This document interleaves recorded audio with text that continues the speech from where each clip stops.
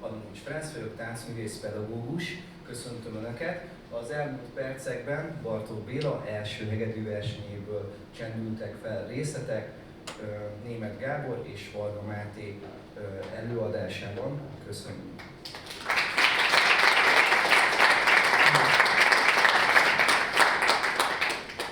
A most következő egyórás program keretén belül bemutatom doktori kutatásom és a Magyar Művészeti Akadémia 3 éves ösztöndíj programja során elért eredményeimet.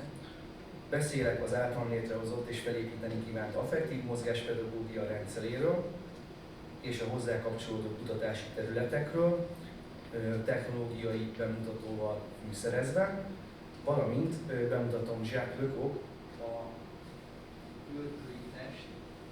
című könyvét, ami egy színházpedagógiai módszer. Erről is lesz szó az előadás alatt, gyakorlati bemutatóval összekötve.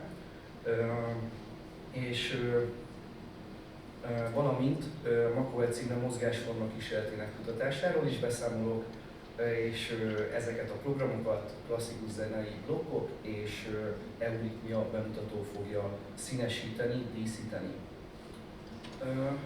Mi az affektív mozgáspedagógia? 10 éve foglalkozok a mozgás végrehajtás kognitív és affektív hátterének a kutatásával. Műszeres mérésekkel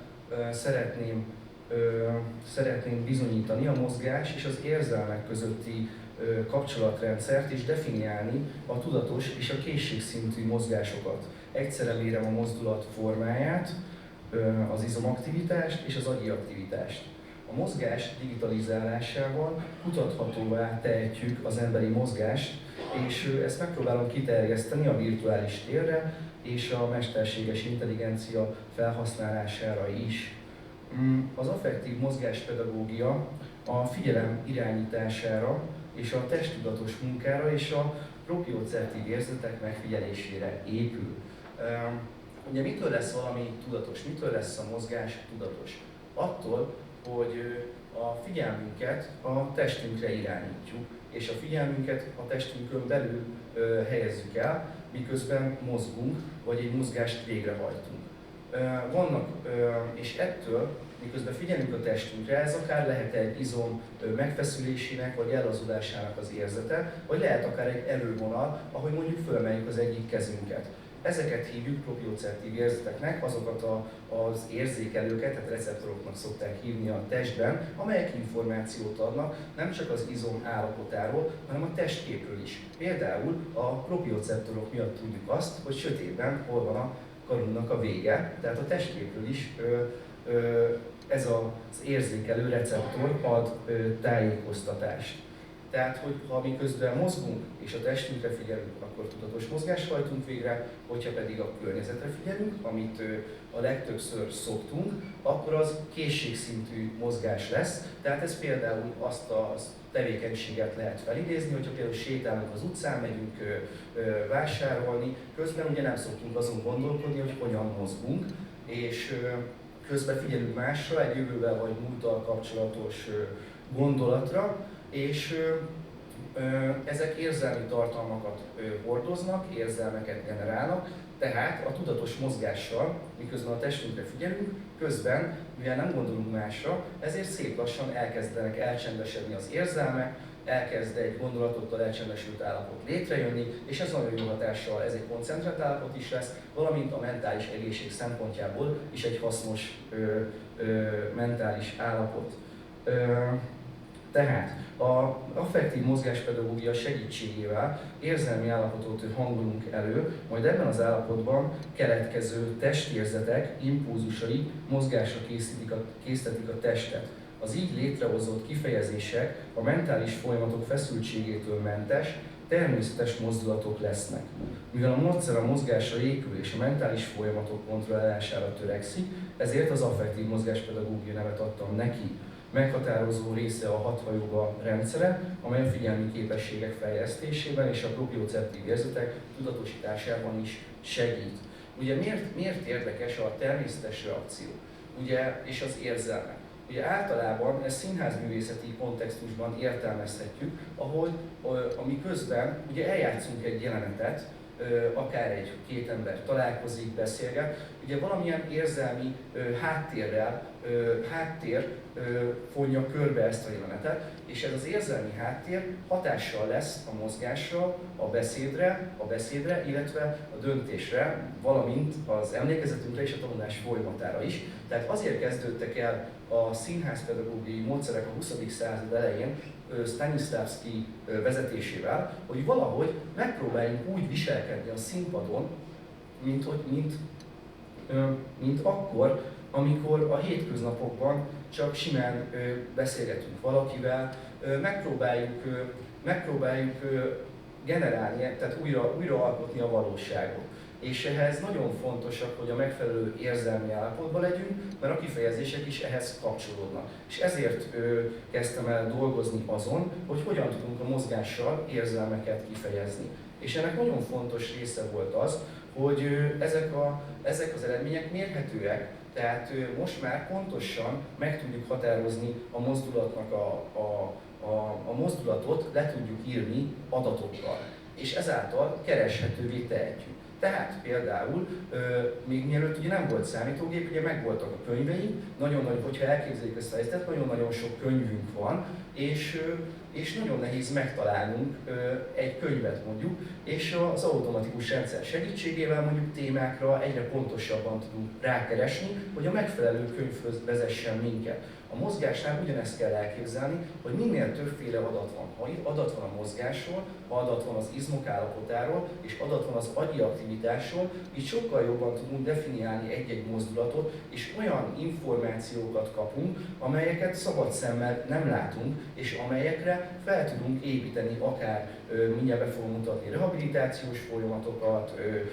pedagógiai módszereket, és rendkívül széles kutatásterületet nyithatunk meg ezáltal. Igen.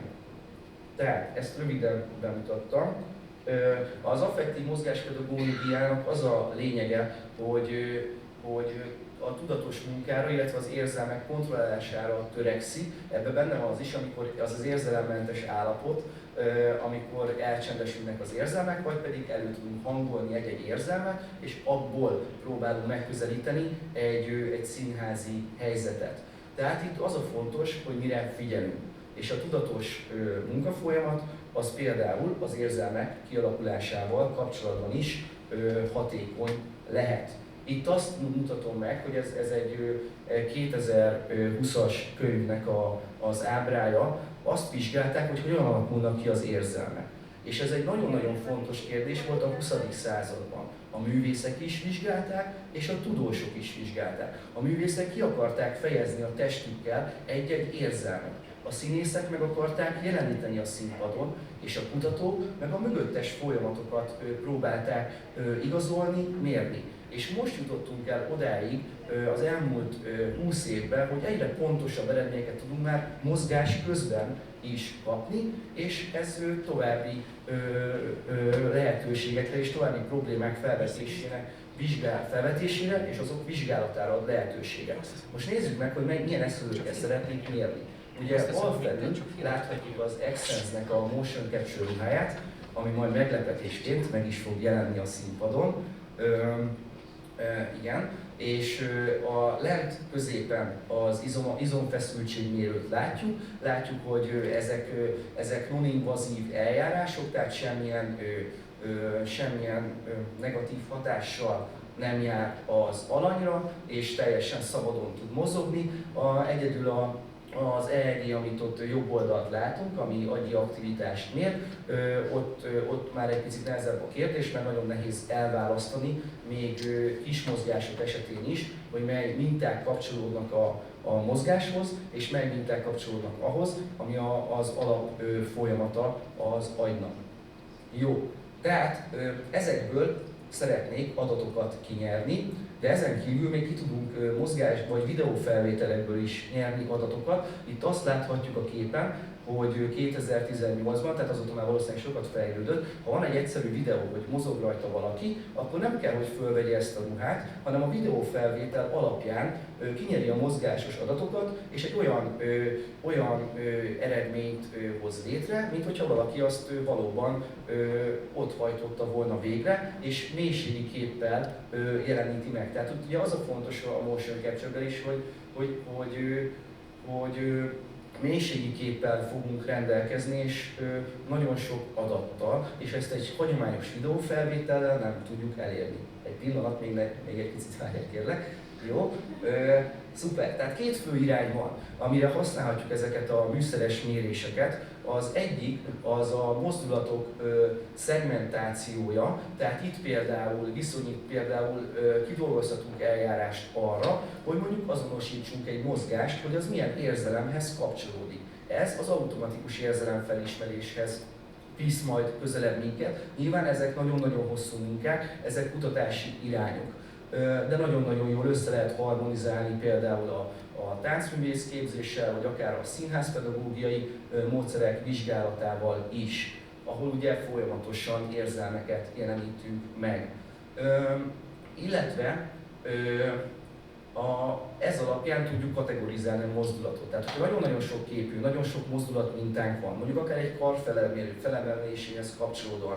Most pont azt figyeltem, hogy a BMS kutatásnál 40 féleképpen tudom végrehajtani a kar magastartásba emelésének egyszerű gesztusát, és ezeknek a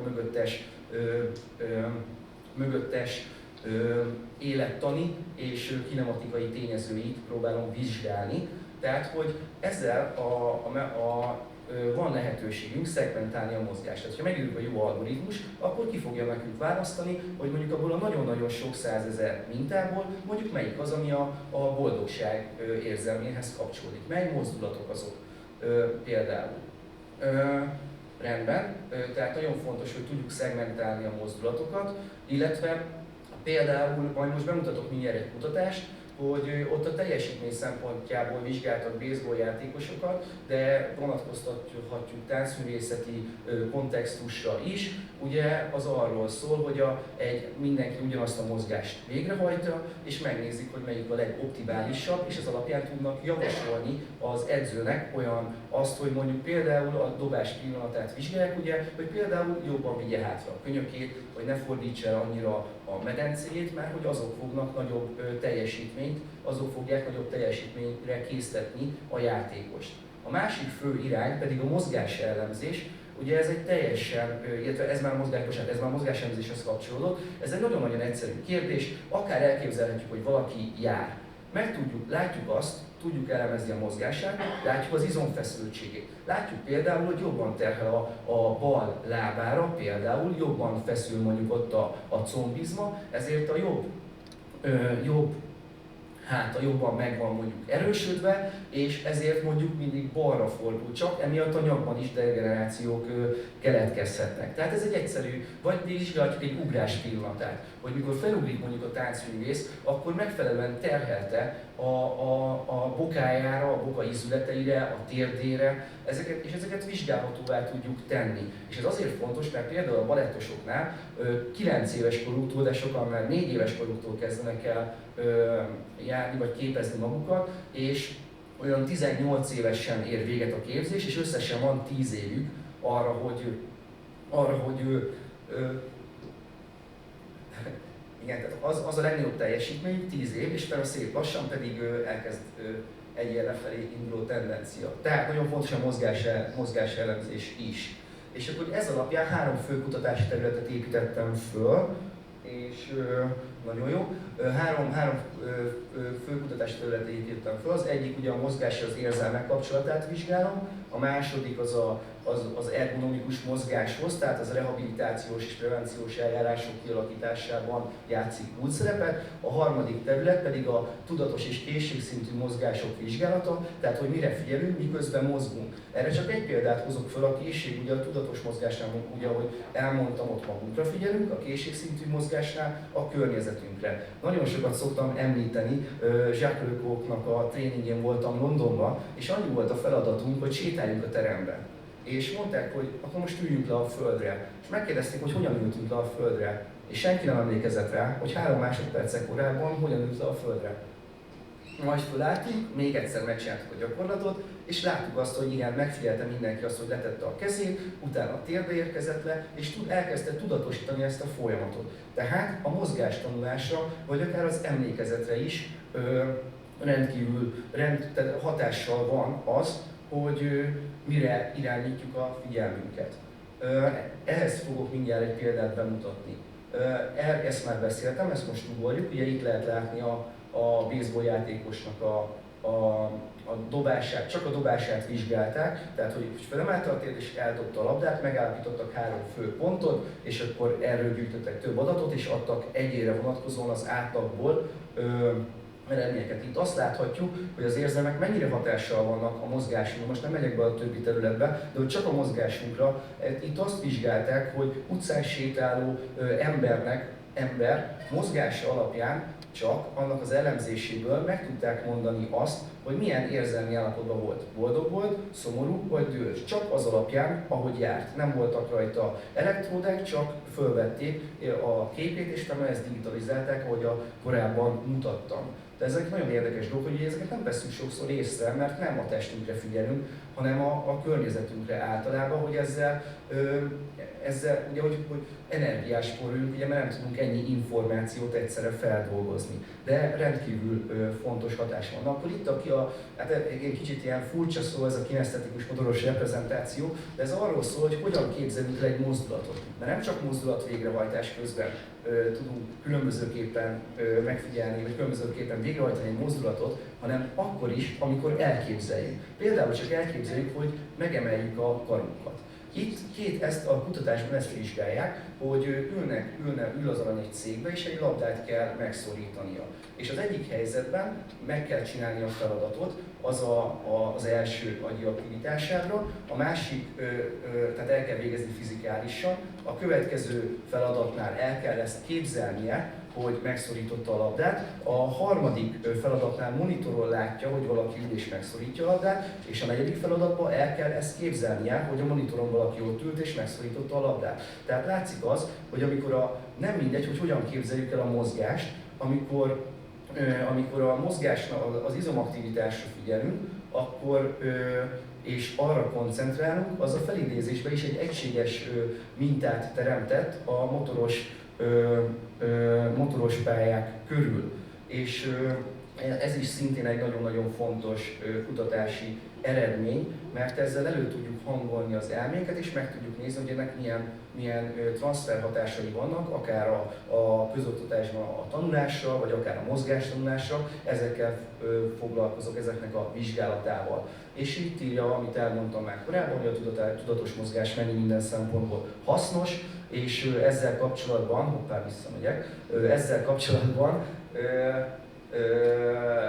igen, ja, itt azt vizsgáltam, hogy miért lehet ennek relevanciája például az egyszerű tornaóránál, az egyszerű közoktatásban a mindennapos tornaóránál. Mi történik akkor, hogyha az egyszerű mozgásokat, például a kar felemelése vagy ugolás tudatosan hajtjuk végre? Jobb lesz mondjuk matekból? Vagy jobb lesz a teljesítmény, vagy nyugodtabb lesz az órán, és emiatt fog jobban tanulni? És csak annyi a különbség, hogy mire figyel? Mert valószínűleg alapvetően sokszor van az, ugye, hogy nem unják a feladatot, nézik a többieket, beszélgetnek. Szóval ennek is vizsgálom, hogy be lehet-e illeszteni, vagy vannak-e olyan megfigyelések, amivel esetleg érdemes lehet foglalkozni. Nagyon-nagyon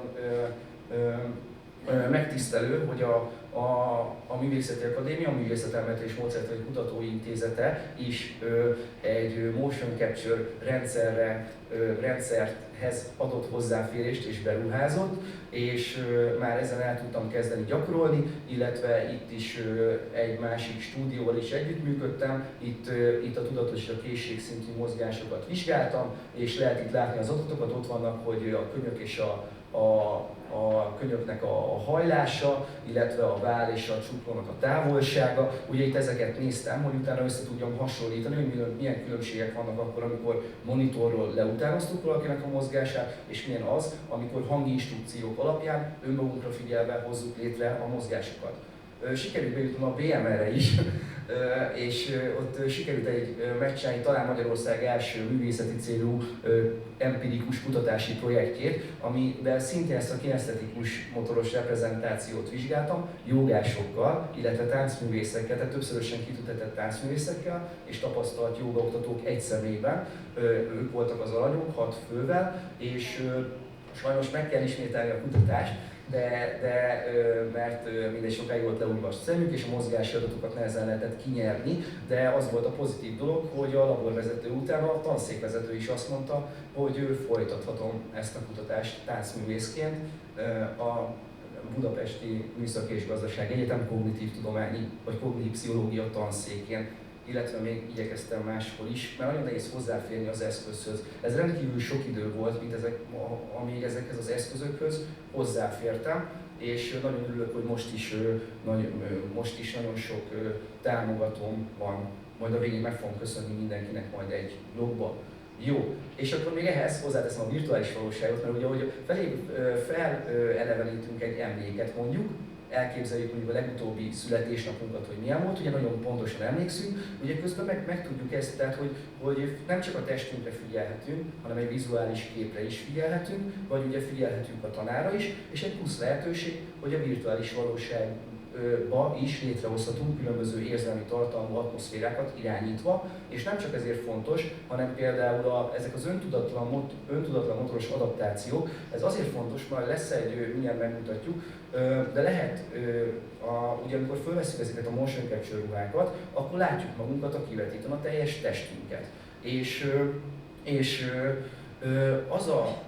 az előny, vagy az is egy előny, például egy próbateremben, ha táncművészként vagyunk egy próbateremben és a tükörképünket látjuk, ahhoz képest a virtuális térben, amikor megjelenik a testünk, akkor azt a képet tudjuk manipulálni, és a manipulálás által tudjuk instruálni a felhasználót, illetve alkalmazkodni fog az avatárjához, mert létrejön egy testbirtoklási illúzió, és például, hogyha elkezdünk futni, ezt látjuk a felvételen, és a felvételen elkezd gyorsulni az avatár mesterséges módon, akkor mi hozzá fogunk alkalmazkodni öntudatlanul. De akár ez lehet akkor behajlítás, tehát nagyon sokféle helyzetben lehet használni ezt a fajta lehetőséget, és ez már odáig is eljutott talán, hogy ugye már nem lesz, tehát hogy vizsgáljuk a helyzeteket, hogy hogyan tud instruálni egy ilyen applikáció, egy ilyen technika. Röviden ennyi. Igen, ez a vizuális propriocepció eltérés, ugye ez volt, amiről az előbb beszéltem. Most ebben nem megyek bele, de ez volt, amiről az előbb beszéltem. És tehát ezekkel a motion capture-rel, MG-vel és LG-vel szeretnék mérni, szeretnék adatbázist létrehozni, és ebből a három fő irány, az érzelmek és a mozgás, a tudatos és készségszintű mozgás, illetve a rehabilitációs és prevenciós eljárások kialakítására szeretném felhasználni ezeket az adatbázisokat. Röviden ennyit szerettem volna mondani, és most bemutatjuk a motion capture eszközt, mert a MOME által itt van velünk az eszköz, és ezt most is köszönöm. Gyere, kérlek be, írják. És adjuk be akkor a fenti gépképét. Na, tehát, ugye ez egy nagyon-nagyon bonyolult eszköz. Most így egyszerűnek tűnt, hogy most besétált, és akkor most ott megjelent a képernyő. Ez egy nagyon összetett technika, és nagyon sok mindent kellett összehangolni, hogy ez így most megjelenjen. És láthatjuk azt, hogy miből történnek, tehát hogy csak kicsit kérlek sétálj. Tehát már látszik, hogy ezek megmaradnak a mozgások. Mindig vannak kis pontatlanságok, de lehet korrigálni. Aha, fordulj szembe mondjuk a vetítővel. Nagyon jó. Igen. Jó, korrigáljuk. Jó. Kalibráljuk. Jó, akkor most csinálunk egy kalibrációt, ez is a műsor része gyorsan. Hogy állítjuk be a ruhát? Ugye kellenek neki fix pontok, és ezért van egy kalibrációs folyamat, amit hogyha végrehajtunk, akkor pontosabban fogja érzékelni a ruhán lévő érzékelő. Hogyha jól tudom, 18 szenzor van a ruhán, innen most nem látszik csak a kesztyűn lévő, de a ruha alatt nagyon sok szenzor van, röviden ennyi, és ezek miatt tud kirajzolódni egy kép, egy testkép. És az az érdekesebben, és az az egésznek a lényege, hogy alapból, amikor mozgunk, akkor jön az agy felől, megy a kar felé információ, hogy mondjuk szeretnénk felemelni a kezünket. De közben a karból is megy az agyba információ, hogy a kezünk valóban jó helyen úgy megy-e, ahogy mi azt elképzeltük. Ez azért fontos ez az eszköz, mert a visszacsatolás, főleg, hogyha magát nézi, mert általában ugye magát nézik, vagy legalábbis most nézzük olyan helyzetet, amikor magunkat nézzük, akkor most kérlek nézd magadat, de olyat már, hogyha sikerült a kalibráció utána, és így a visszajövő kép az az avatárnak a képe lesz. Tehát szeretnénk felemelni a kezünket, de az ott lévő kezet fogjuk látni, és így alakul ki a testbirtoklású illúzió. Ezeket nagyon érdekes, van ez a gumikéz effektus, amikor letakarják valakinek a kezét. Ugyanúgy elkezdi simogatni mind a két kezét, és ő nem látja a saját kezét, és ugyanúgy kezdi el érzékelni az agy egy nagyon rövid idő után, mint hogy az a saját keze lenne. Ugyanígy jön létre, hogy a visszaérkező információkat a monitorról fogja kapni, és amit ő dönt. Jó, próbáld kérlek nyújts ki oldalra a kezedet, tehát hogy így lehet mozgásokat vizsgálni, bármilyen mozgás fel is lehet ugorni, egy picit ugor föl, tehát nagyon szépen leköveti a mozgás, és amit látunk, hogy ott alatt a grafikon van, hogy pontos adatokat kapunk arról, hogy mondjuk milyen távolságok vannak a különböző izületek között, vagy mennyire hajlik be a könyöke, és így próbáljuk, egyre többen jobban fejlesztik ezeket a rendszereket, egyre pontosabbak, már 0,22 mm pontossággal lehet digitalizálni a mozgást, és akkor ezt használhatjuk nagyon sokféle területen. Jó, köszönöm szépen, ennyi volt most, és ezeket lehet rögzíteni, és ebből adatbázis is felépíteni. Köszönöm. Jó, menjünk tovább, gyorsan menjünk tovább. Köszönöm szépen. Rendben, akkor most zenei blokk következik, Németh Gábort hallhatják, Bach, D-moll Saraband című művét fogja előadni.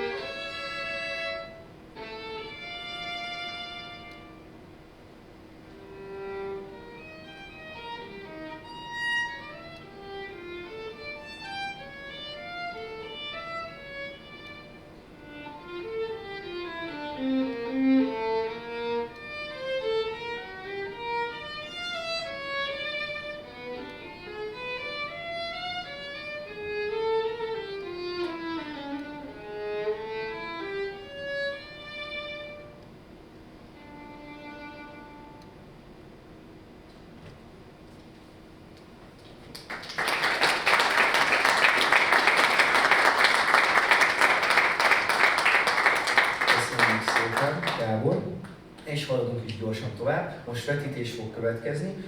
Miközben ezekkel az eszközökkel foglalkoztam és próbáltam hozzáférni, igyekeztem nyitottan a többi művészeti terület felé érdeklődni, mert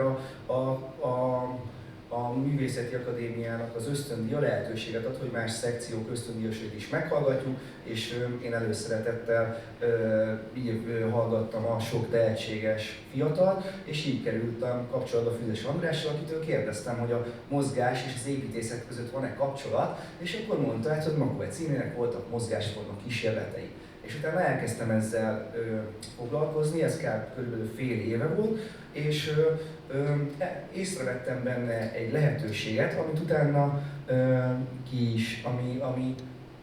ami utána a folytatásra is ad lehetőséget. Most inkább a videót szeretném, amiben röviden bemutatom pár percben. Indítom a videót. Most tegyük át a képet. A program egy komplex művészeti és tudományos élményére is. Ja, igen, át kell tenni, másodperc. Amely keretén belül Makove Imre mozgásforma kísérletét vizsgáljuk. 53 év után először tesszük láthatóvá vizuálisan a négy építészeti alaphelyzethez kapcsolódó mozgásformát, majd művészeti és tudományos megalapozottsággal indokoljuk folytatásának kísérletét. Makove Imre az építészet mellett számomra a 20. század egyik legnagyobb gondolkodója. Szinte mindegyik épületében benne vannak azok a gondolatok, amelyeket ő felfedezett. Gondoljunk csak a népművészeti minták megjelenésére az épületekben, vagy az építés szavai, ugye, hogy szemek vannak a házon, és gerince van a háznak, és szemöldöke van, és szárnyai vannak.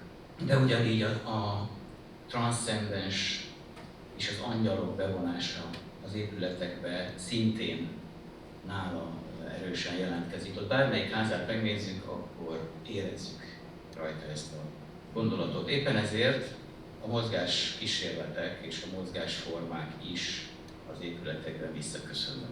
53 év iszonyú. Egy nyári délután, már sötétedés után a Gellért-hegyen 4 fehérruhás ember ment fölfelé. Hogy érdekesebb legyen a dolog, erős rendőri figyelemmel, mert ez azért akkor hozzátartozott. Ez a 4 ember Csák Miklós fotográfus, a Szöfter fotósa jut eszembe, Makove Imre akkor a Szöfterben dolgozott. Aztán természetesen Makove Imre, aztán Gerle János, aztán szerénység. Egyedül én élek körül. Én szeretnék egy rövid idézetet Makove naplójából felolvasni. Az építészet alapelemeit hajlamomnak megfelelően antropomorf irányba keresve az emberi mozgást kezdtem el vizsgálni, melyben test és lélek, tér és idő egyaránt benne foglaltatik. Gerle és Sáros segítségével mozgásanalógiákat eszeltem ki bizonyos alaphelyzetekre. Makove ezt a kísérletet is teljesen személyes megélés alapján indította el. Köztünk legyen mondva, nem volt itt szó építészet. Formákról volt szó. Mert őt mindig is érdekelte a formák eredete. Makove azt írta, hogy ez nem fejeződött be, ez a kísérlet, vizsgálat, mert nagyon nehéz technológiai küszöbökbe akadtunk. Makove Imre lakásán, a régi Suprafon lemezjátszóján csináltunk egy sztroboszkópot, és ezzel próbáltuk a mozgást bizonyos pontokon megszakítani, értelemszerűen látszatni.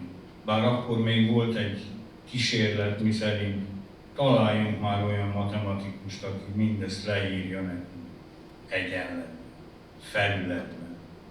Akkor az annyira elkeseredett, hogy itt azt mondta, hogy lehet, hogy ennek nem is lesz vége. Mert hiszen nem akad senki, aki ezt akkor most meg, hát számítógépen bármi. Ennyi, és most indítom a következő videót, hogy még hogy zajlott a kutatás. A kutatásban felhasználtam a Makove Imre Alapítvány szöveges, auditív és audiovizuális anyagait.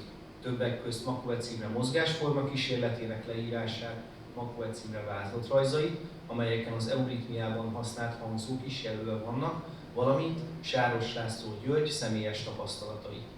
Majd ezeknek az anyagoknak a vizsgálatával és 4 euritmistával együttműködve reprodukáltam Makove Imre mozgásforma kísérleteit. 50 darab érzékelőt helyeztünk az euritmistákra, és 0,23 mm pontossággal reprodukáltuk az ő mozgásukat, majd ezután egy szoftveres eljárás segítségével láthatóvá tettük a mozgás által kijelölt tereket. Ja igen, ez Terek formákat határoztak meg, amelyekhez kapcsolódó ízleti távolságokat és szögeket pontosan mérni tudtuk. Tehát Tehát, amit szerettek volna 53 évvel ezelőtt megcsinálni, nyilván a digitális rekonstrukció volt, de nem csak ezt találtam meg benne, hanem elkezdtem figyelni a hátterét is, hogy mi az, ami őt motiválta, és hogyan kapcsolódik ez a színházhoz. Ugye őt nagyon inspirálta az antropozófia és az euritmia is, mindjárt látható, megismerkedhetünk bővebben vele, és kapcsolódik az affektív mozgáspedagógiához, mert ez is különböző érzelmekkel, érzelmi háttérrel, meg vizuális képekkel is dolgozik.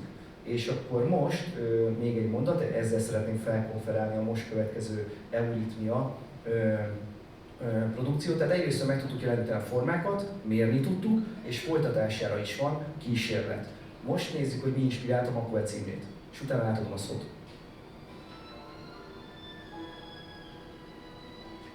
Makue címre 1964-ben kint járt Svájcban, Dornakban, a Goetheanumban, az antropozófia központi épületében, ahol látta első euritmiai előadását, amely Shakespeare Vihar című drámájának színpadi adaptációja volt.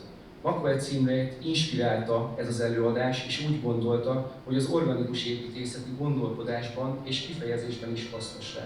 Rendben, ennyit akartam, köszönöm, és most nézzük meg, hogy mégis mi ez az euritmia. Megkérem Sejli Máriát, az Artemis Euritmia színpad vezetőjét, hogy beszéljen egy pár szót az euritmiáról, és utána mutassa be a most következő produkciót.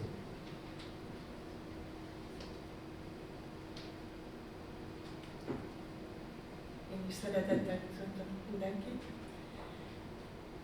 Kérdést fel kell tennünk, hogy vajon mi volt az euritmiában az, ami inspirált egy építést.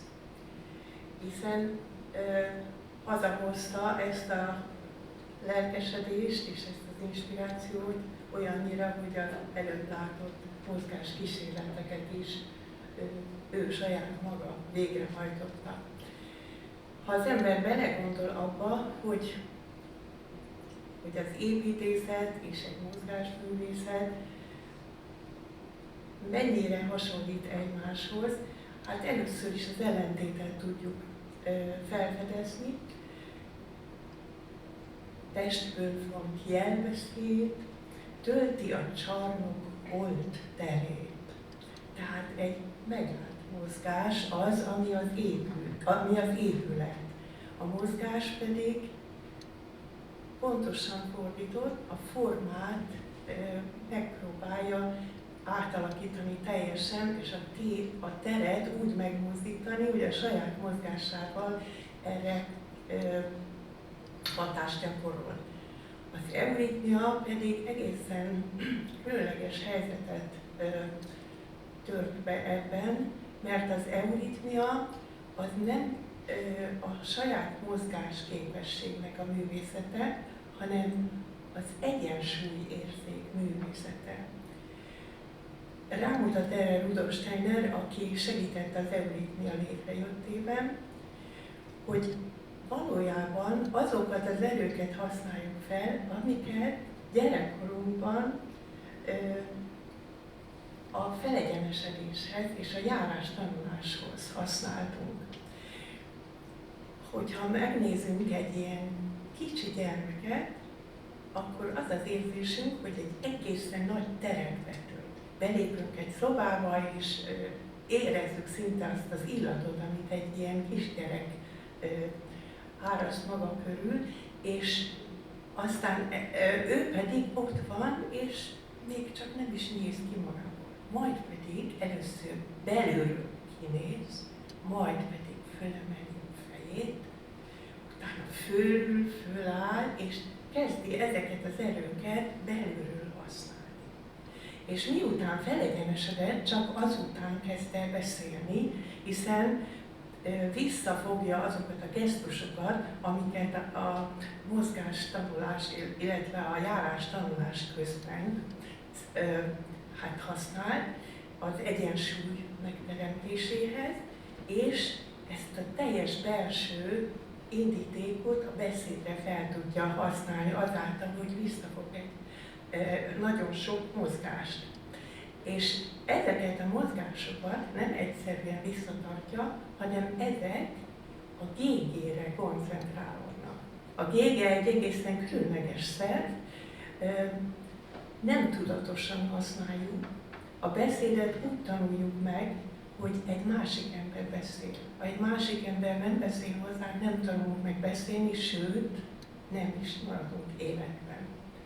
És ez mutatja, hogy a beszéd, hangszók egyáltalán milyen erővel hatnak ránk, tehát az anyanyelv is bennünket hihetetlenül formál, és az a beszéd, amit először hallunk, és aztán azzal próbálunk mi is újra jelet adni magunkról.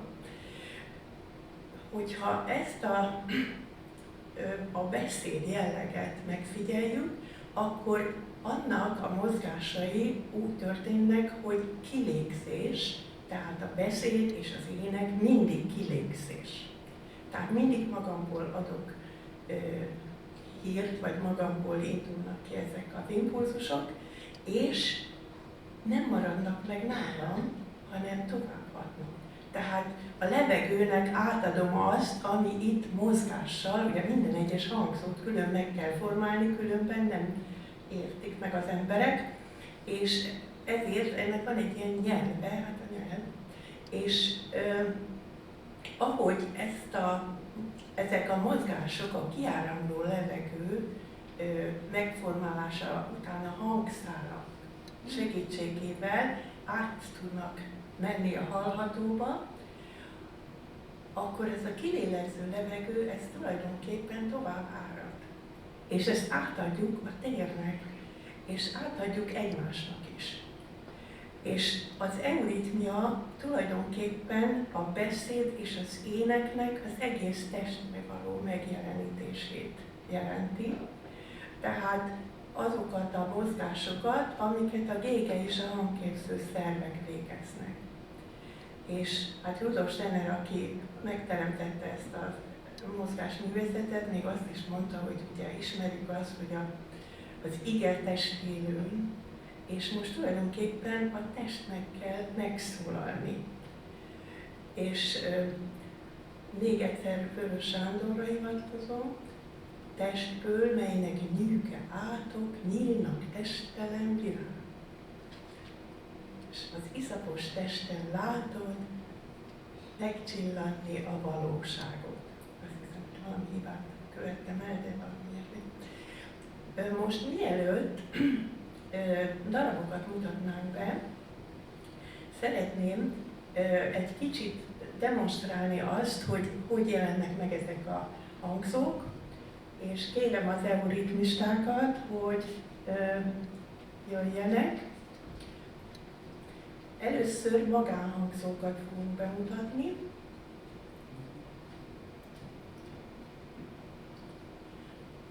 A, I,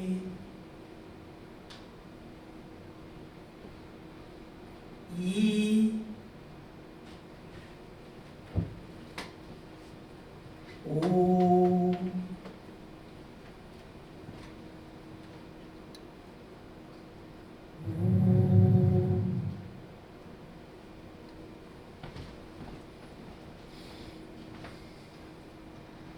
és most pedig más hangzókat is bemutatunk, az egészen más, mert nem saját, tehát nem a hangot árasztjuk ki, hanem egyszerűen formáljuk a levegőt, és tulajdonképpen, mintha belenyúlnánk az éterbe, és úgy mozgatnánk a levegőt.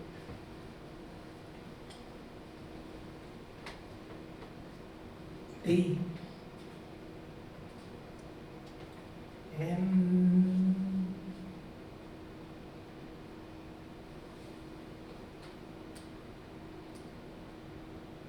D.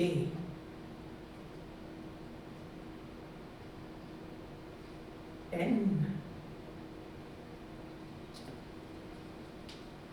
R.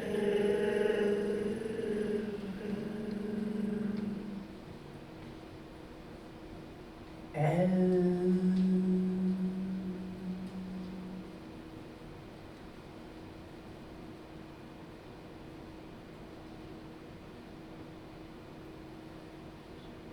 P.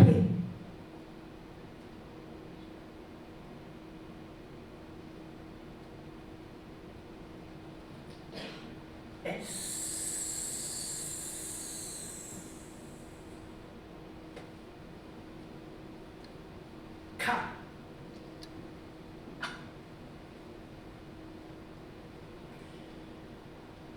Ezért választottuk ezeket a hangzókat, mert most bemutatunk két szót ezekkel a hangzókkal.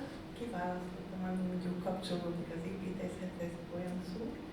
A kupola, tehát kupola szó.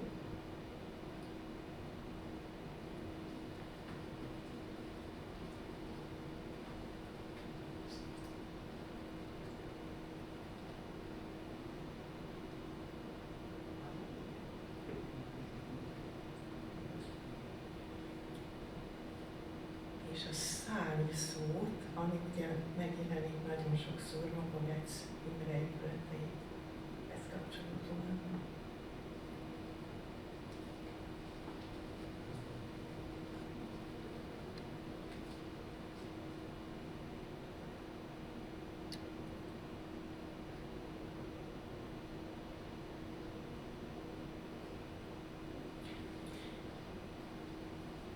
És akkor most nézzék meg kis műsorunkat. Először Debussy hegedű versenyének első tételét.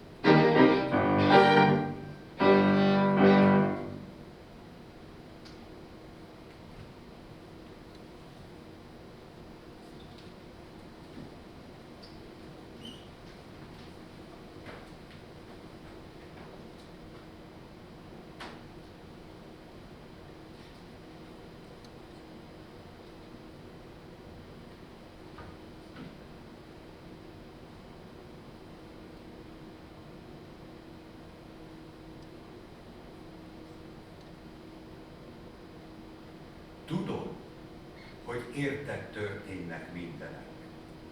Mit búsulsz? A csillagok örök forgása néked forog, és hozzád szól, rád tartozik, érted van minden dolog, a te bűnös lelkedért. Ó, hidd el nékem, benned a cél, és nálad a kulcs. Madárka tolla se hull ki, ég se zeng, föld se remeg, hogy az Isten rád ne gondol. Az Isten sem értheti meg, aki téged meg nem ért. Mert kedvedért alkotott mennyet, és földet, s tengereket, hogy benned teljesedjenek. S korok történetét szerezte mesés könyvekül, s napba mártotta ecsetét, hogy kivess lelkedet. Kinek színezte a hajnal, az alkony, az emberek arcát, mind te neked. És kinek kevert sorsokat, és örömet, és bánatot, hogy gazdag legyen a lelked. És kinek adott annyi bús szerelmeket, szerelmek bűni és gyászát, s hogy bűn és gyász egysúlyú legyen, eleve elosztott számodra szépen derű és ború, sorsot és véletlen, világ nyomorát, ínséget, háború, mindent a lelkedre mért öltönygyanán.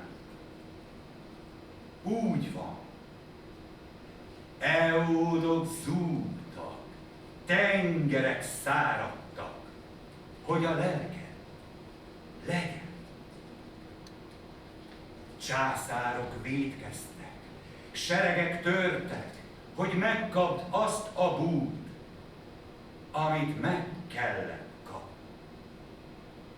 És világok vihara fut a te bűnös lelkedért.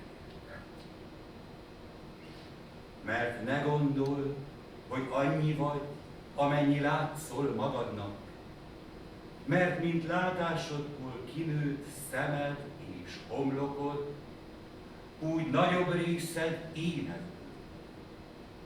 S nem ismered föl sorsod és csillagod tükrében magadat, és nem sejted, hogy véletleneid belőled fakadnak, és nem tudod, hogy messze napokban tennen erőd ránk, és a planéták félrehajlítják pályát elő, az adamant rudakat.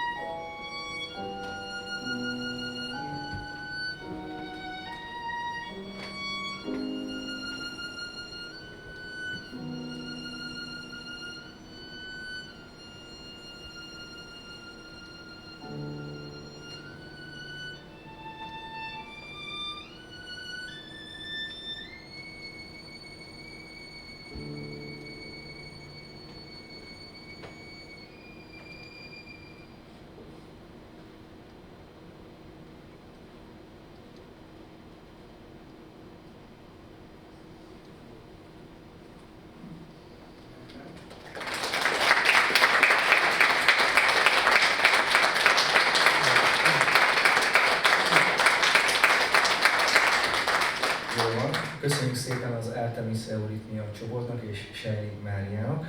Most már csak nagyon röviden lezárom a műsort, vagy a programot, mert még terveztem, beszélek Jacques Lecoq a Költői Teszt című könyvéről, aminek a nyersfordítója vagyok, ez egy színházi módszer, Párizsban jelenleg is működő iskola, mozgásra és masszhasználatra épülő módszer. Illetve ezek lesznek az agyi aktivitás, illetve az izomfeszültség mérők lesznek, majd már az is megvan hamarosan, azzal is fogok tudni dolgozni. Most nagyon szeretném megköszönni kedves vendégeinknek, hogy itt voltak és ellátogattak el a produkcióra, és nagyon-nagyon szeretném megköszönni a Művészeti Akadémia Művészetelméleti és Módszertani Kutatóintézetének a támogatását, a Vigadó támogatását, a Moment Tech Partjának a támogatását, az Artemis Eurythmia színpad támogatását is. Köszönöm szépen, hogy eljöttek a rendezvényre, további szép napot kívánok!